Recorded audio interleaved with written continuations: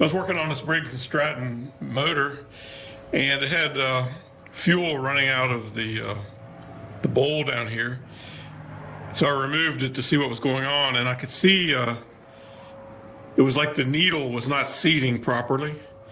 And so I was taking a look at it, and I found this pin. There's a pivot pin right there, and that had popped out of there somehow, and it's just basically held in with friction, and it clips into a piece of plastic there. And it had dropped down slightly, and it was even when the float was up, it was not allowing the needle to seat. And so I just used a screwdriver to pop it up in there. I could look up in there, and I could see that the pin was at a weird angle, and I was trying to figure out what was going on with that.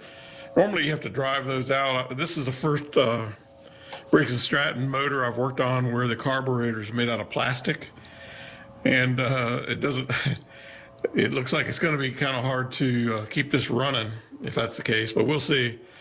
But for some reason this pin had just dropped down, and it's probably going to do it again, and I don't know why. Maybe just vibration did it or whatever. But anyway, I just used a flat blade and pushed gently straight up, and it clicked back into place. And I'm hoping it's going to stay.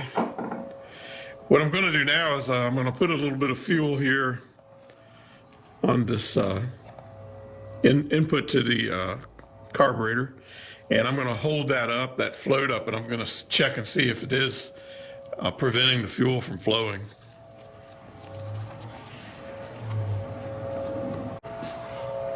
So I've got a little funnel here that I can put into this fuel line, and I can just feed a little fuel down into the top of it. I'm just going to slide this plastic tray under here to catch whatever fuel might come out of there when I'm done. Hopefully when I'm done. So I've got a little syringe here of gasoline. I'm going to go ahead and hold the float up, and I'm going to put some fuel into this funnel. And so far so good. I don't see anything coming out. I'm going to let the float down a little bit, and I can see as soon as I did, the fuel level dropped. It looks like it is holding now. I'll try it one more time. You can see the fuel levels right up into there, and when you can see it dropping now. And when I let the float down, it does start flowing fuel. So I'm happy with that. It looks like it's holding fuel, and it looks like it's going to work. Now I just need to button it all back together and test it out.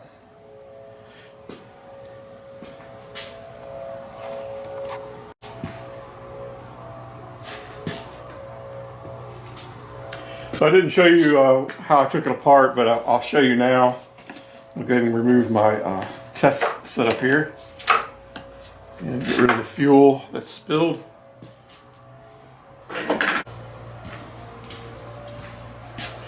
So this is the bowl, and it has a Allen key. It looks like you can open that. Let me find out what that is. I'll let you know what that is. Hang on.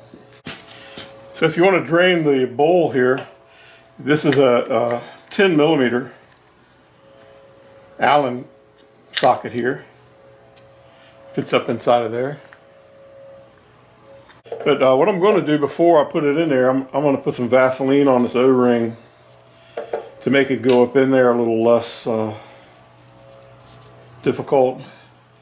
This kind of reduces the drama of it going in. And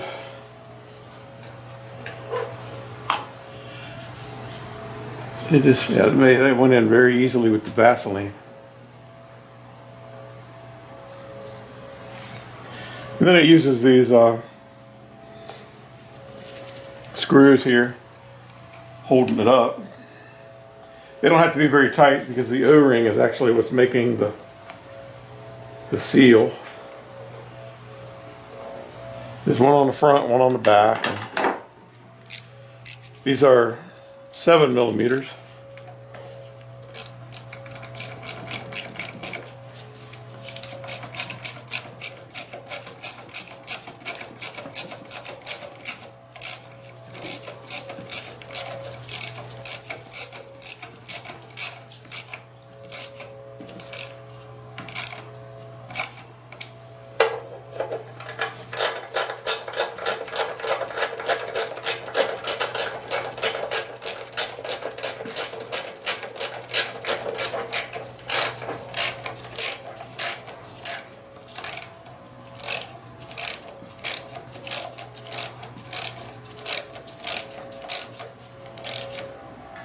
Doesn't have to be very tight at all.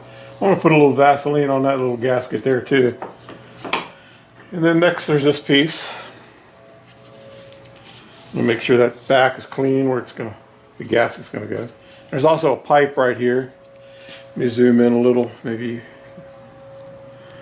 a little bit too much there, buddy. There's a pipe here that disengages. It's a little hard to see all that.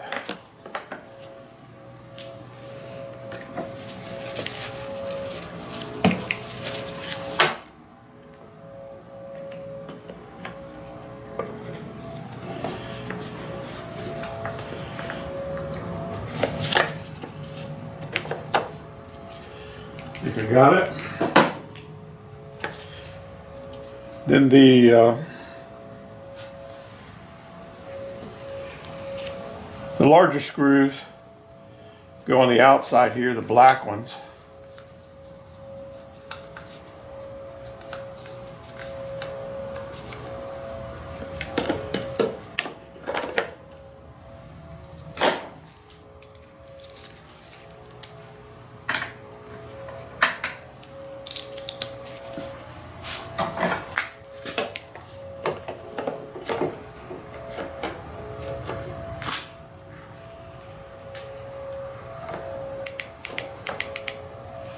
And I'm gonna make sure that hose is on there.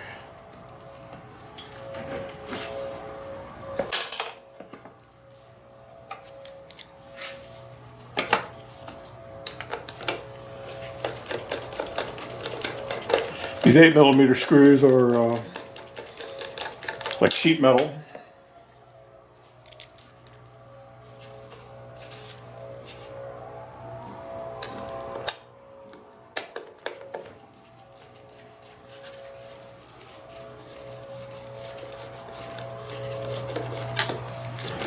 And the 7mm ones go into the center there.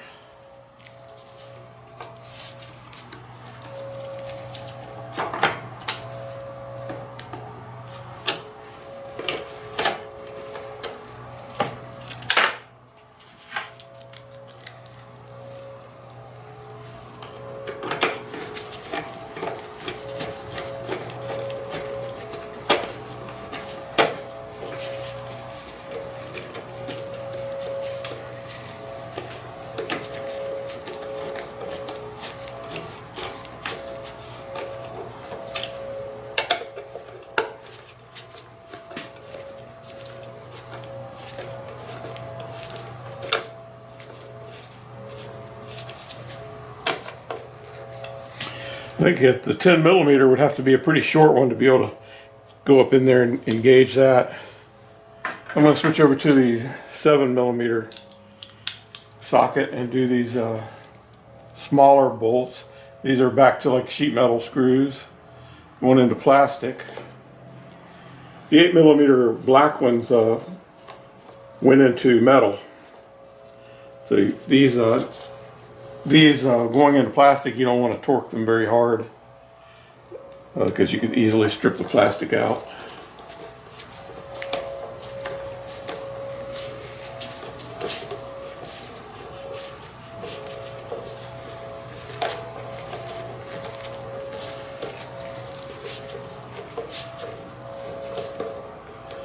Okay, then the air filter goes on.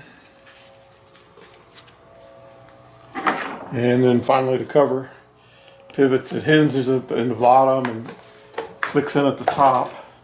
Here we go, I got it all back together.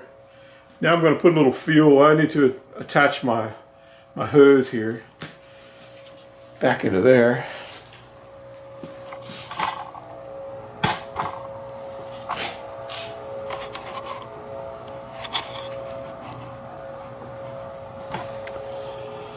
So the hose and the tank are kind of, you have to pull it in and kind of get it to agree. Just, there we go. Don't have to remove the tank or anything to get that to happen.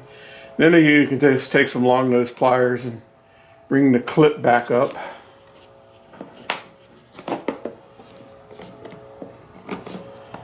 and get it to go back over the stud there. There we go. Got it all back together. Now all I need to do is put some fuel in it and see if it works. If it doesn't leak anymore. I'm gonna drop it down a little.